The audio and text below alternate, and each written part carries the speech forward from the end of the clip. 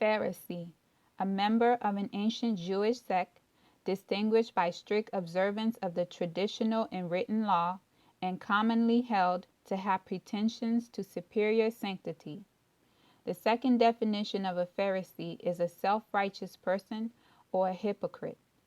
During Yeshua's time, the Pharisees believed they knew the laws better than the Messiah did. They was trying to control the Messiah by accusing him every time he did not observe the laws the way they believe it should be observed. The Pharisees tried to trap the Messiah and they tried to discredit him. No matter what they did, the Pharisees were unsuccessful. They could not discredit the Messiah. Because they could not discredit the Messiah, the Pharisees plot to have him killed. Today, many Israelites have taken on the spirit of the Pharisees. Instead of humbling themselves and seeking Yah with all their hearts, they believe they can keep all the 600 plus laws. Not only do they believe they can keep the laws, they are teaching other Israelites in order to return to serving Yah, they have to observe all the laws. The Pharisees are making it difficult for the Israelites to serve Yah. Many Israelites are discouraged and they refuse to return to serving Yah because of the strict law keepers. They rather continue to participate in today's pagan religions, committing idolatry, than to accept their heritage as an Israelite. They believe it is easier to be a pagan than to be an Israelite. Too many rules associate with returning to our heritage and returning to serving Yah. Compared to all that is required of them as a pagan is to believe in a false image. The modern-day Pharisees do not understand the destruction they are causing. The Pharisees want you to believe they are keeping all the laws, but they are not. They are struggling like the rest of us. They refuse to admit this because they are hypocrites. Many Pharisees reject the Messiah because they believe they don't need the Messiah. They can cleanse themselves of their sins by keeping the laws. The Pharisees believe they can stand in the presence of the Holy Father through self-righteousness. If you stumble on one of those laws, you are guilty of breaking all the laws. If we were so righteous, why would Yah need to send his people a Redeemer to reconcile us back to him? If we were so great in keeping the laws, Yah would not send his people into captivity repeatedly. To those of you who believe you can keep all the laws, congratulations, you are one of a kind. Our record of accomplishments reveal none of us was able to do so.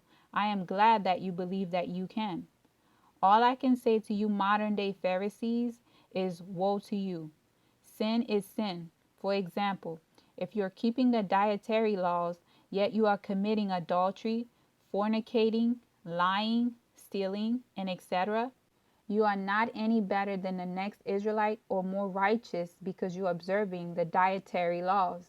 You may be winning in one area of your life and falling short in another area. Yet you are unaware of your sins because pride conceals your sins through your self-righteous behavior. How do you clean your house?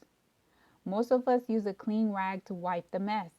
If you use a dirty rag to clean the mess, you are not cleaning but adding to the mess. The Pharisees of today are adding to their mess by trying to cleanse themselves through self-righteousness with a dirty rag. You need a clean rag to cleanse you. Our Messiah was the clean rag. Sometimes you have to let the scriptures speak to the people, hoping by hearing the word, maybe they will make the necessary changes and humble themselves.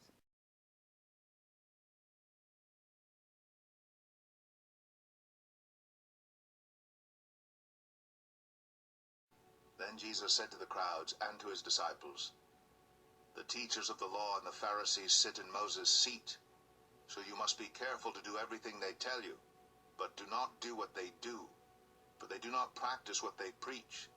They tie up heavy, cumbersome loads and put them on other people's shoulders, but they themselves are not willing to lift a finger to move them. Everything they do is done for people to see. They make their phylacteries wide and the tassels on their garments long. They love the place of honor at banquets and the most important seats in the synagogues. They love to be greeted with respect in the marketplaces and to be called rabbi by others. But you are not to be called rabbi, for you have one teacher, and you are all brothers. And do not call anyone on earth father, for you have one Father, and he is in heaven. Nor are you to be called instructors, for you have one instructor, the Messiah. The greatest among you will be your servant. For those who exalt themselves will be humbled, and those who humble themselves will be exalted. Woe to you, teachers of the law and Pharisees, you hypocrites! You shut the door of the kingdom of heaven in people's faces. You yourselves do not enter, nor will you let those enter who are trying to. Woe to you, teachers of the law and Pharisees, you hypocrites! You travel over land and sea to win a single convert, and when you have succeeded, you make them twice as much a child of hell as you are. Woe to you, blind guides! You say, if anyone swears by the temple, it means nothing. But anyone who swears by the gold of the temple is bound by that oath. You blind fools, which is greater, the gold or the temple that makes the gold sacred? You also say, if anyone swears by the altar, it means nothing. But anyone who swears by the gift on the altar is bound by that oath. You blind men, which is greater, the gift or the altar that makes the gift sacred? Therefore, anyone who swears by the altar swears by it and by everything on it. And anyone who swears by the temple swears by it and by the one who dwells in it. And anyone who swears by heaven swears by God's throne and by the one who sits on it. Woe to you, teachers of the law and Pharisees, you hypocrites! You give a tenth of your spices, mint, dill, and cumin, but you have neglected the more important matters of the law, justice, mercy, and faithfulness. You should have practiced the latter without neglecting the former. You blind guides, you strain out a gnat but swallow a camel. Woe to you, teachers of the law and Pharisees, you hypocrites! You clean the outside of the cup and dish, but inside they are full of greed and self-indulgence. Blind Pharisee, first clean the inside of the cup and dish, then the outside also will be clean. Woe to you, teachers of the law and Pharisees, you hypocrites! You are like whitewashed tombs, which look beautiful on the outside, but on the inside are full of the bones of the dead and everything unclean. In the same way, on the outside you appear to people as righteous, but on the inside you are full of hypocrisy and wickedness. Woe to you, teachers of the law and Pharisees, you hypocrites! You build tombs for the prophets and decorate the graves of the righteous. And you say, if we had lived in the days of our ancestors, we would not have taken part with them in shedding the blood of the prophets.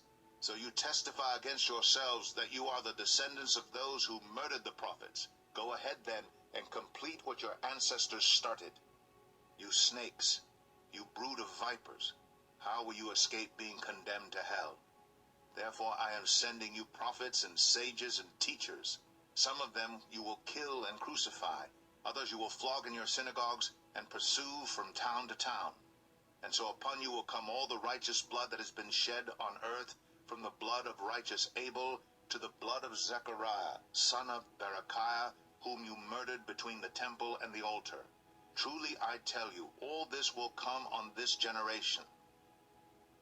Jerusalem, Jerusalem, you who kill the prophets and stone those sent to you. How often have I longed to gather your children together, as a hen gathers her chicks under her wings, and you were not willing.